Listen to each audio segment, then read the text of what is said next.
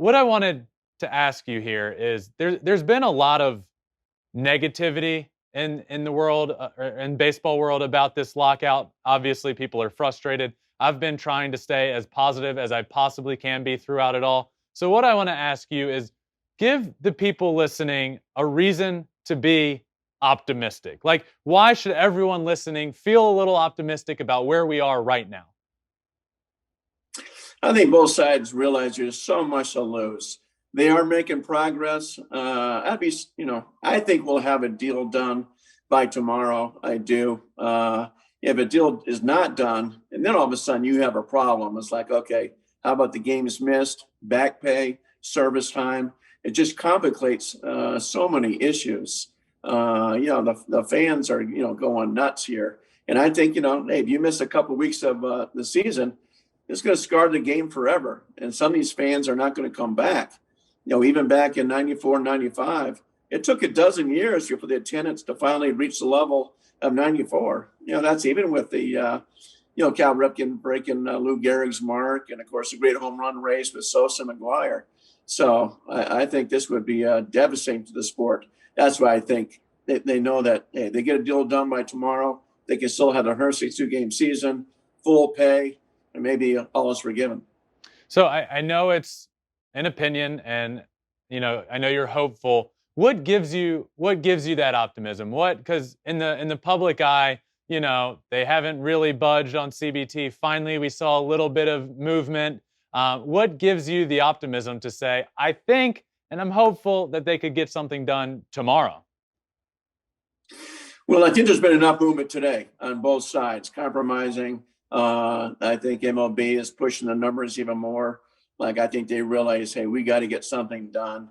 So hopefully by, in the afternoon. I don't think anybody believes there's really a deadline tonight, just like in Florida. Yeah. It was at night, but it was supposed to be the next day.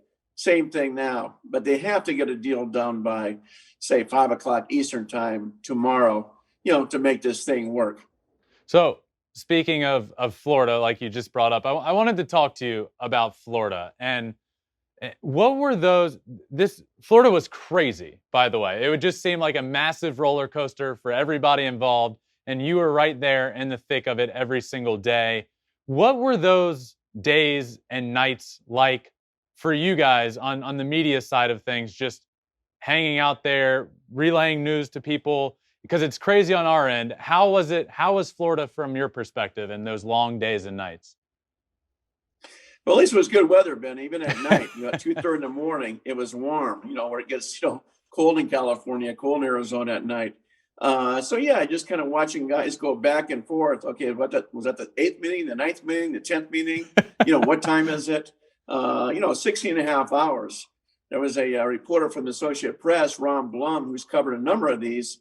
He was predicting we're going to go till 11 in the morning or 2 in the afternoon, because I remembered a 2002 negotiation that lasted 23 hours. So, yeah, it ended at 2:30 in the morning, and then lost all momentum. It was never the same the next day. But that day was a mad rush. Even, Rod Manfred stopped by the group of reporters, said, we're working at it.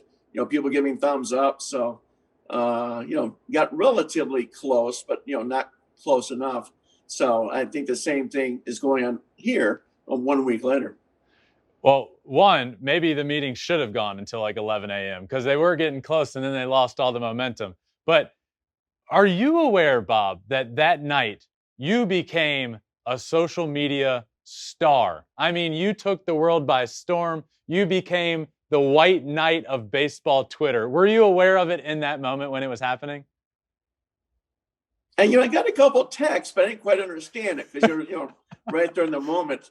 It wasn't like I was part of the negotiating team as far as saving baseball. I just reported, okay, instead of 14 teams, Major League Baseball said we'll go to 12. They're not going to double the luxury tax penalties.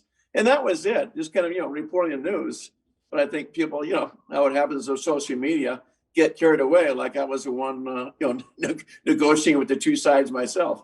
Oh, the social media definitely got carried away. And I said this that night, I haven't seen social media, especially baseball Twitter, all together as they were that night. And it was your tweets that were coming out that was just sending everybody in an absolute storm and a frenzy. And then you know what you did to follow that up? You brought bagels the next day. And everybody even more so was like, oh my God, this is incredible. So the picture of you just holding bagels for everybody was awesome. Would you just want to do something nice for people? Go pick up a bunch of bagels and bring them?